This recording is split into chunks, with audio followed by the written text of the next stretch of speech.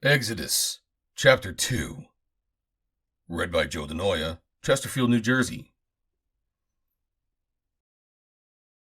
And there went a man of the house of Levi, and took to wife a daughter of Levi. And the woman conceived, and bare a son. And when she saw him that he was a goodly child, she hid him 3 months. And when she could no longer hide him, she took for him an ark of bulrushes, and daubed it with slime and with pitch, and put the child therein. And she laid it in the flags by the river's bank. And his sister stood afar off, to wit what would be done to him. And the daughter of Pharaoh came down to wash herself at the river, and her maidens walked along by the river's side. And when she saw the ark among the flags, she sent her maid to fetch it. And when she had opened it, she saw the child. And behold, the babe wept. And she had compassion on him, and said, "This is one of the Hebrews' children." Then said his sister to Pharaoh's daughter, "Shall I go and call thee a nurse of the Hebrew women, that she may nurse the child for thee?" And Pharaoh's daughter said to her, "Go." And the maid went and called the child's mother. And Pharaoh's daughter said unto her, "Take this child away and nurse it for me, and I will give thee thy wages." And the woman took the child and nursed it. And the child grew, and she brought him unto Pharaoh's daughter, and he became her son. And she called his name Moses.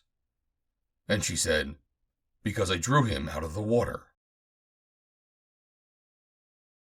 And it came to pass in those days, when Moses was grown, that he went out unto his brethren, and looked on their burdens. And he spied an Egyptian smiting an Hebrew, one of his brethren. And he looked this way and that way. And when he saw that there was no man, he slew the Egyptian, and hid him in the sand.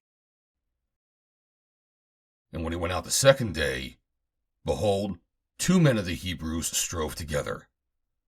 And he said to him that did the wrong, "Wherefore smitest thou thy fellow?"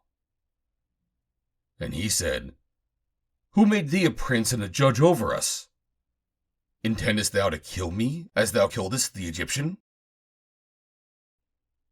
And Moses feared, and said, "Surely this thing is known."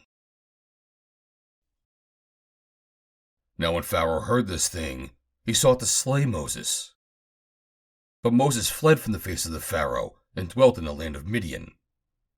And he sat down by a well. Now the priest of Midian had 7 daughters, and they came and drew water, and filled the troughs to water their father's flock. And the shepherds came and drove them away. But Moses stood up and helped them, and watered their flock. And when they came to Reuel their father, he said, "How is it that ye are come so soon today?" And they said, "An Egyptian delivered us out of the hand of the shepherds, and also drew water enough for us, and watered the flock." And he said unto his daughters, "And where is he? Why is it that ye have left the man? Call him that he may eat bread." And Moses was content to dwell with the man. And he gave Moses Zipporah, his daughter. And she bare him a son, and he called his name Gershom. For he said, "I have been a stranger in a strange land." And it came to pass in process of time that the king of Egypt died. And the children of Israel sighed by reason of the bondage. And they cried, and their cry came up unto God by reason of their bondage. And God heard their groaning, and God remembered his covenant with Abraham, with Isaac, and with Jacob. And God looked upon the children of Israel, and God had respect unto them. End of chapter 2.